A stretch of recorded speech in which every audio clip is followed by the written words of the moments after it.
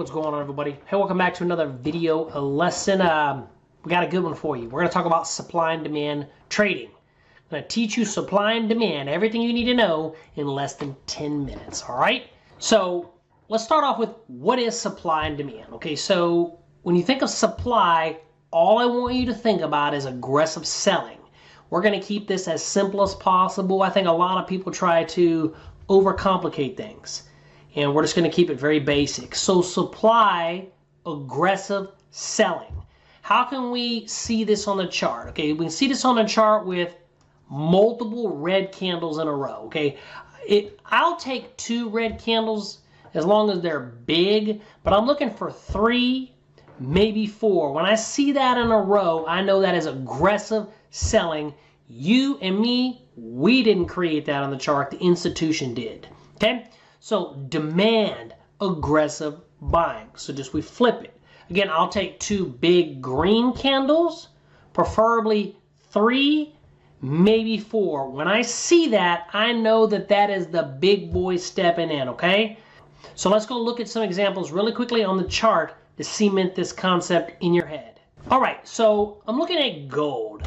So I'm just gonna zoom in really quickly right here. I want you to see this. Let me get my drawing items out. So, right, easy switch right here. Okay, look at this area right here. You got 1, 2, 3, 4, 5, 6, 7. That is aggressive. What I mean by aggressive buying. Also, right here, aggressive buying. You can see here, aggressive buying. So as long as it is 2 really large ones or 3 to 4, you got it. So look at this right here, this red one. This is aggressive selling, okay? And literally, I just want you, for your homework, to pull up any chart, and I just did gold, kind of zoom into any area and see if you can find these areas. So for example, right here, demand zone, right here, demand zone, okay, right here, demand zone, supply, boom, supply zone, supply, okay, aggressive buying, aggressive selling. Again, do that. Take about, I don't know, 5 charts, go back in time, zoom into an area, and just start looking, okay? Like for example, right here, this time, that's not aggressive buying. It's 1 red candle, 1 white candle, 1 red candle. We're looking for a string of red candles and then a string of white candles. Okay, now we're going to put that in context of trend like I talk about on this channel. So if our bias is down, we're looking for price to come back up into a supply zone and then come back up into a supply zone. So we're going to ride those on the way down. So that is just a quick little kind of tutorial on what is supply and demand. All right, so let's go ahead and go to the next one. All right, so the next thing we're going to talk about is how do we draw the zone or area. Now, I'm going to show you a couple different ways. So let's go ahead and take a look at gold really quickly.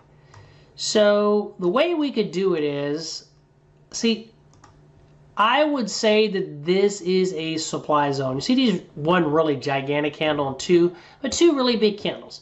So the way that I like to do it is I like to look at the candle just, you know, you can look at the candle that started the move or just before the move, okay? Because this is a big candle. So I would take this little baby candle right there, and I like to look for consolidation at or around that area. So the way I would probably do it is, and let me go ahead and just draw a box here on the Thinkorswim platform for you, right?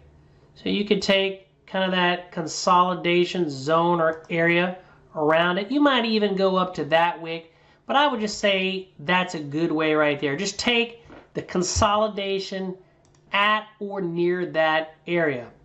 Okay, so for example, let's go ahead and flip it, and what we'll do is let's look at this one right there. Okay, let's move it up so y'all can see it. It's just an easy way, guys. There's multiple ways, and I'll talk about it on my channel, but I'm trying to keep it as basic as possible, right? So take the supply zone. You can see all these red candles. Look for consolidation at or near that area and draw your zone. And look what happened. really quickly, price came right back into that candle. Boom. Let's see if we can find another one really quickly. Let me zoom out and just kind of close my eyes and randomly pick something. All right, here we go. There's another one. So let's go here. I would say right there. Right, this is a supply zone. The candle that just preceded that, but basically I look at that kind of entire area. So you can take the candle that, you know, you don't want to take the one here, this first one. I usually like to do the one right before the supply zone was created, and then just draw it around. Some traders, what they'll even do is they will take the candle, literally the candle right before, which lots of times this works out. The candle before, they'll go the high and low, and they'll draw on that area. Okay? So let's flip it around, and let's go to the upside. Let's look for a demand zone real quickly. So this is a demand zone right here. Now, this candle was huge. So on that one about the candle, you know, that started the move, no, but the candle right before. See that? This was the candle right before, and you can get the high to the low. There's not really any consolidation around that area, so that's how I would pretty much do it. And then I would just wait for price to come back into that area, and look what happened. Price literally came. Let me kind of show you this on the drawing items again. Price came all the way back down into this area zone, gave you a pin bar, went up, tested, gave you a trap, and it was gone. Okay. All right. So the next one is, how do we enter in these areas? How do we enter in these areas? So let's just take this one right here. So perfect. This is gold again.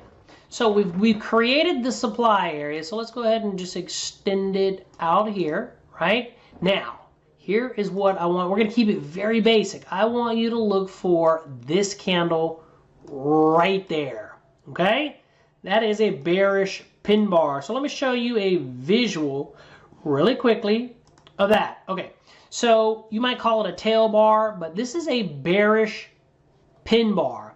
It's whenever you have a small body at the bottom and a long wick to the upside, okay? And it doesn't matter the color of the candlestick.